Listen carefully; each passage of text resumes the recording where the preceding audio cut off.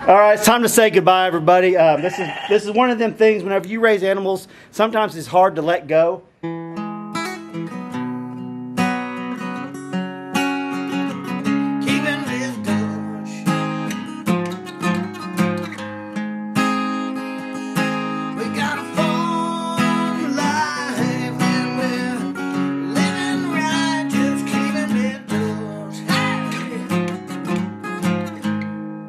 Hey, what's going on? Welcome back to the vlog, everybody. Gabby back over here. We're gonna be getting her altered sound soon. I don't know if we're gonna get it today. We may wait one more week, just because of the date we put the stud in and the date she might have got pregnant might be between, you know, 4 to 6 days difference. So we might wait till next week. But I got a little treat for you guys. We're going over to another YouTube channel's homestead today.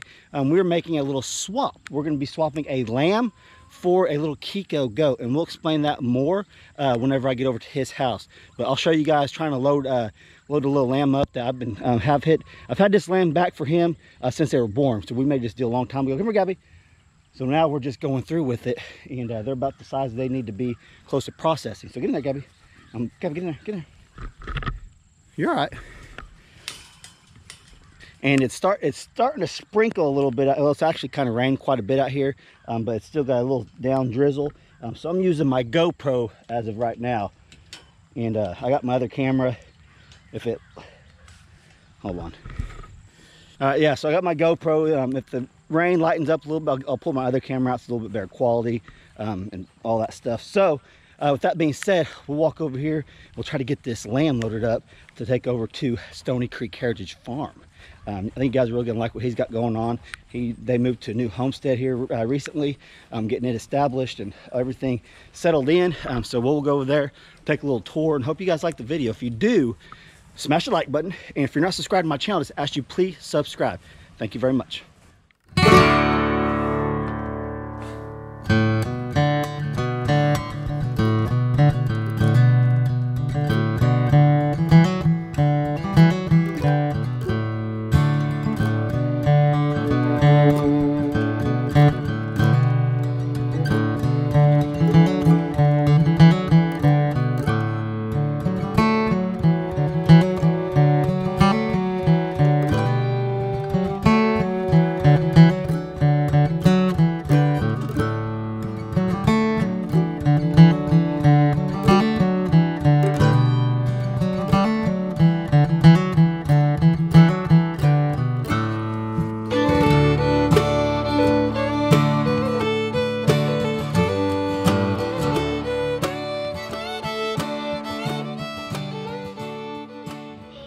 Hey, what's going on, everybody? I told you I would be back with Bill from Stoney Creek Heritage Farm. Hey, everyone. Here we are right here. Hey, we're up here making a trade. Like I said, I've been raising this lamb for him, and he's been raising a Kiko. Is it a Kiko? Yep, it's Kiko Buck Kid. Kiko Buck Kid. He says Daniel ain't got nothing on him and Kiko's.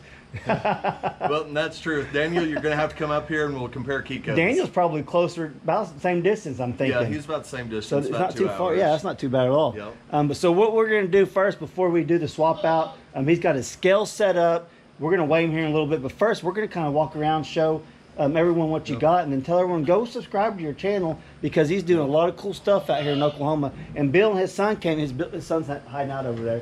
What's up, buddy? They came last year and helped me butcher a lot of meat chickens. So we're making the swap. This it's my turn to come up to your place since you drove was it 2 hours last time too? I know you moved in between then here. So we're gonna give a little tour of his place. You guys, I'm gonna put an iCard up somewhere up there. Go subscribe to his channel. Tell him Dutch sent you over there. You guys really like what he's got going on. You got a lot of things going on. This place is awesome. So let's take a little tour. You want to? Yep, let's do it. All right, I'm gonna let you lead the way. Well, we're standing here by the Peacocks. This is just a temporary house. Of course, we've only lived here about 3 months, so we're settling in still. Setting up pens. When we go outside, I'll show you where their new digs are going to be. But right now, we've got 1 male, 4 hens. That male is awesome. There's a hen. You probably can't see it in the lighting. That's sitting on a nest over in the corner.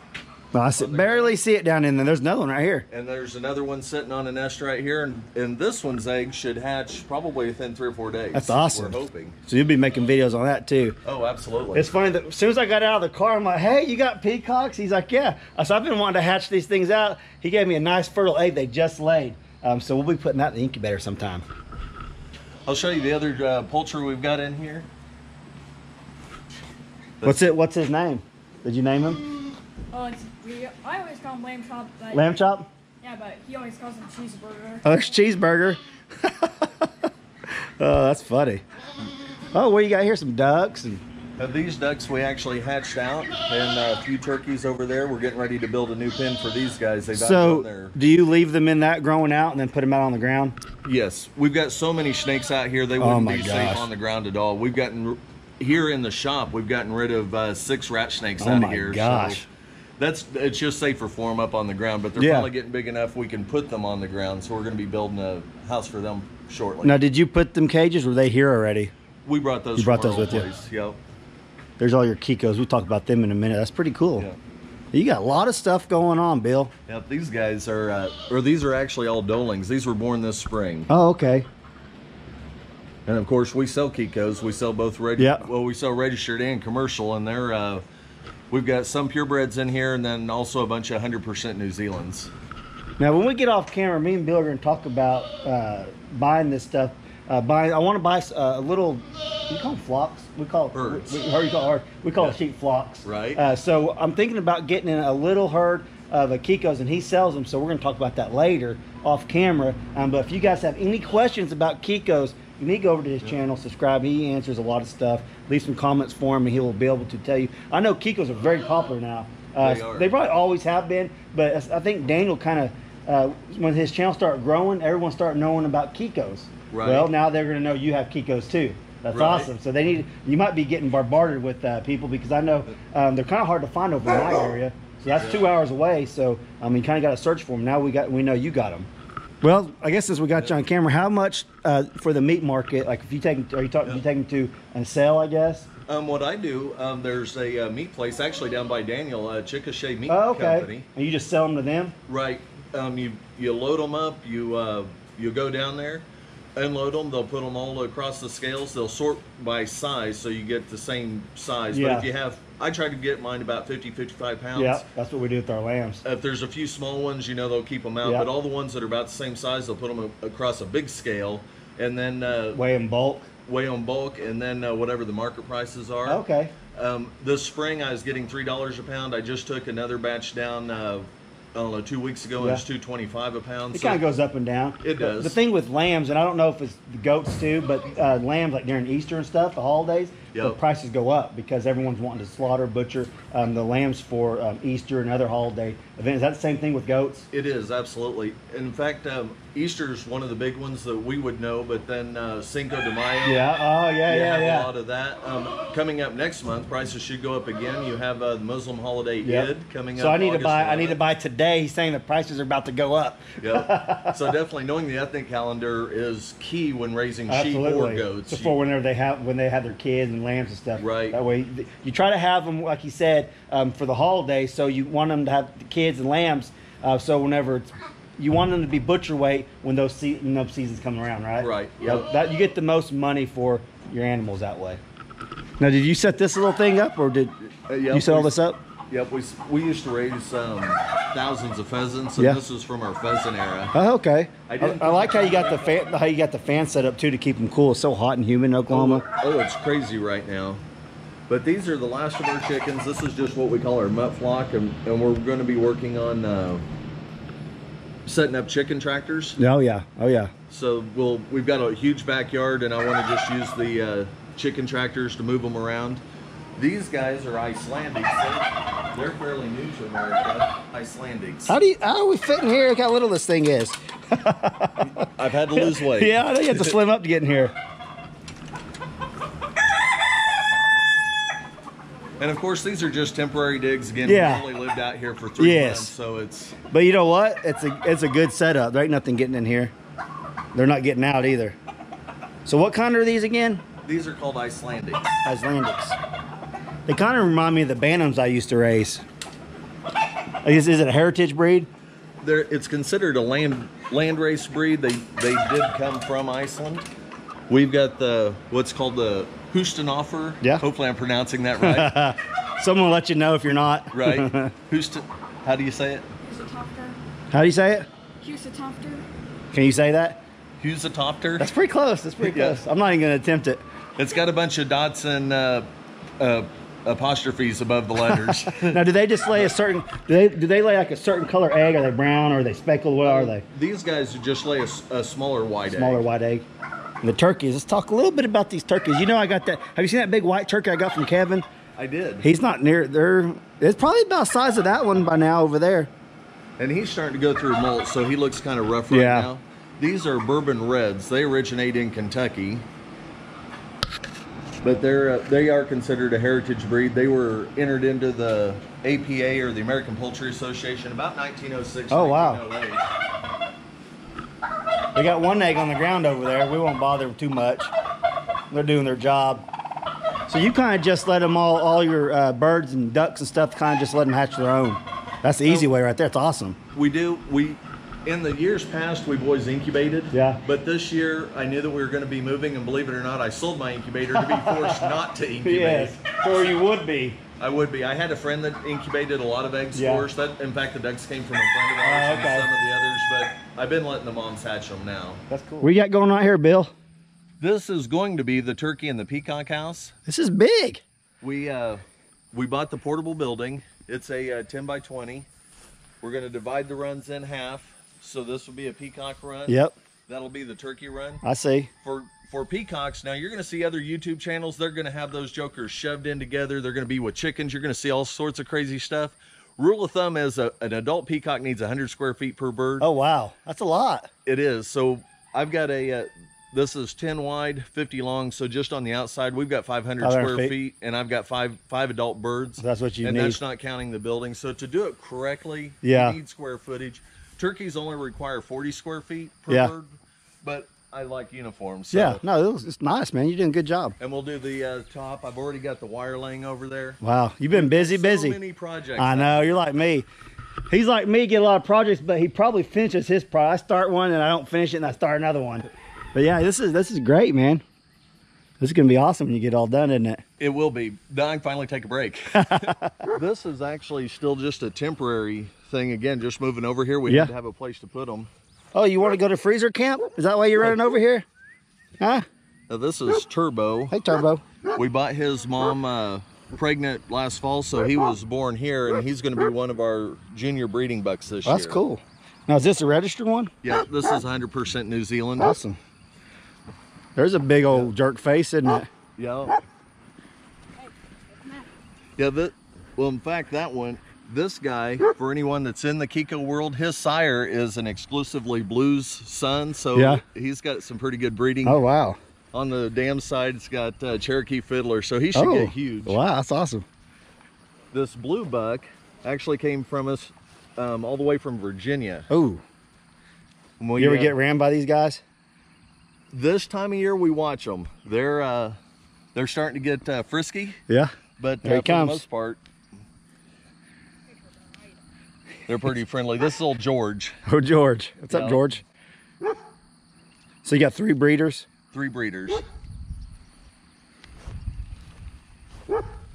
Pretty good size too, ain't they? That one's big.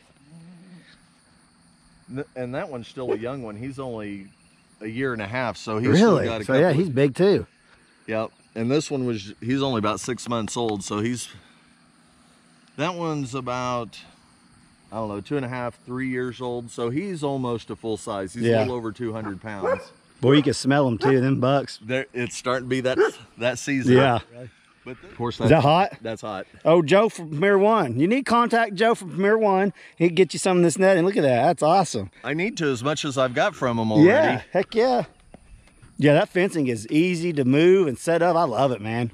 Oh, we've loved it. We've used it for years, especially over at our other place when we only had 11 acres. Rotational grazing was key with that, and we're already using that here. That's part of the carrying capacity of the land. Absolutely. Best use of it.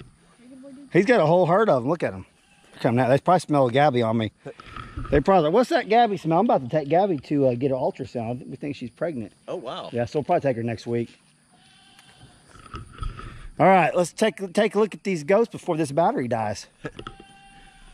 Well, of course, it's been raining, so everyone's hiding out today, and they're not actually out using the Premier 1 fence where I've got them. This is our doe herd. Some are going to be first-time moms, some are old hats. This building we actually brought in. Fencing's taking priority, but we'll get the floor finished. I'll do like crusher run gravel and then do screenings over the top of that. Got a good-looking herd, Bill.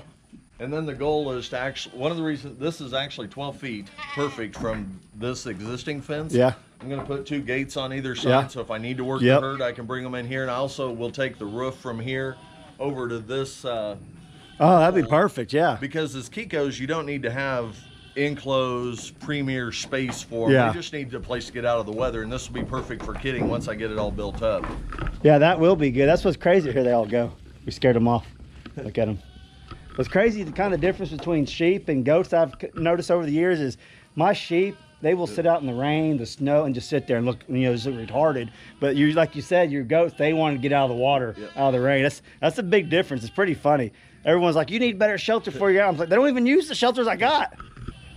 Heck yeah. Well, you want to go do some swapping? Yep, let's go do that. All right, let's do it.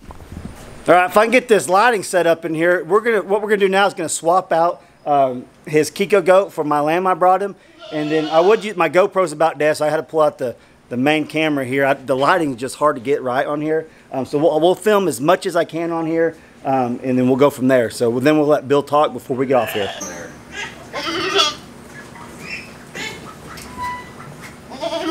Okay, we'll come through this way then.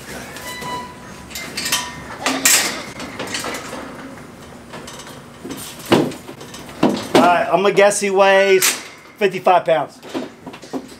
He's bigger than whoa, he's big. 75 pounds, I'm impressed. He's crap. actually bigger than what All right, Bill's weighs 75 pounds. I do not know about Oreo over here. To me, they're kind of comparable in size, so I'm gonna say 70 pounds. I'm gonna guess 70 pounds. Bill, what do you think?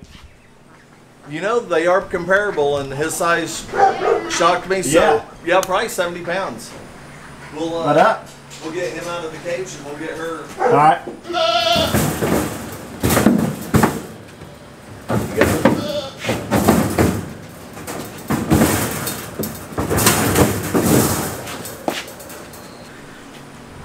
Yep, 67. Okay, so the 70 pound was close. It was 67 pounds.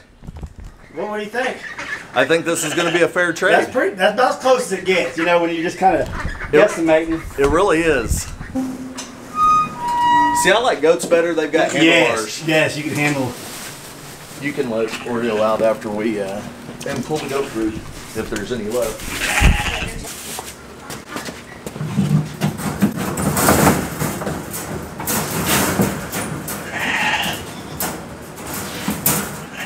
All right, it's time to say goodbye, everybody. This is one of them things. Whenever you raise animals, sometimes it's hard to let go. We're doing this trade, and it really isn't that hard this time. But the girls, that's the thing about raising your animal, or raising them and then naming them. Don't let your kids name them because they do get attached. I don't personally get attached, but I understand it. But it's time for Oreo to see Bill's freezer camp, right, Bill? Absolutely. and we got him over there. That's what we got him for. He's gonna go to freezer camp now. We got quail, we got steer, we have chicken, we have pork. We're getting quite a bit of food gathered up that we've raised our own, or other people like Bill have raised. So that's the whole thing about this whole. I like to call it self-reliant lifestyle. It really is. It's not necessarily homesteading or farming. A self-reliant lifestyle that you can raise your own food from when they're little to they're big. You know what you put in your animals and all that stuff. It's awesome. And a lot of times it's cheaper. I mean, not every time, but a lot of times. Well, and we stay out of the grocery store, but like I don't know lambs. I don't like lamb. The family likes lamb. I love lamb chops. But for goats, if you were to go to the supermarket, you're going to spend $8 a pound processed. Crazy. Where I can raise my own, and we actually put about 6 annually in. But I'm gonna do a quick little story here. When I retired military, and when I got out, I weighed close to 300 pounds. When we started raising goats, and I'm still old, do exercise other than here on our farm, but we started going almost exclusively goat meat. It's a lot better. It's good in the good cholesterols, and it has real low the bad cholesterols. It's a lot leaner than beef. It has better carbon footprint. But just eating goats is just a lot healthier. And then, of course, we also eat our own turkeys. We also eat our own chickens. Yep. So we buy very minimal meat out of the grocery store. So overall, I think it is cheaper, and it's certainly healthier for them. And, you know, and we know not everyone has 30 acres, 10 acres like I got to raise these animals. But I've proven on my channel that you do not have to have a big. We got 10 acres. We use like 1.5 acres, 2 acres tops. You do not have to have a lot of land to raise these animals. Even if you got a couple Kiko goats, you can get the Premier One fencing, set it up. You can rotate it around your yard. You may have to buy a little feed, but you could do it yourself. Or you could find someone like Bill from Stoney Creek Heritage Farm and say, Bill, I want to purchase one of your goats for my freezer. And he'll be more than happy to sell you one. I promise you that. So if you guys get a chance, go check out Bill. Subscribe to his channel. You've seen what he's got going on. He's got a lot of awesome stuff going on, and you got a lot of projects in the future you're going to be doing. So go check him out. Subscribe to him. You guys are really going to like what he's doing. Bill, any last words? Well, just a couple real quick things. Keep in mind, we've only been here 3 months. We came from 10 acres, so we were self-sustaining on that with gardens, greenhouses. We started out with a small herd of Kikos. We had all sorts of poultry. So I absolutely agree. 10 acres or less, you can do a lot on even an acre. Yep. So don't think you have to have a lot of acreage.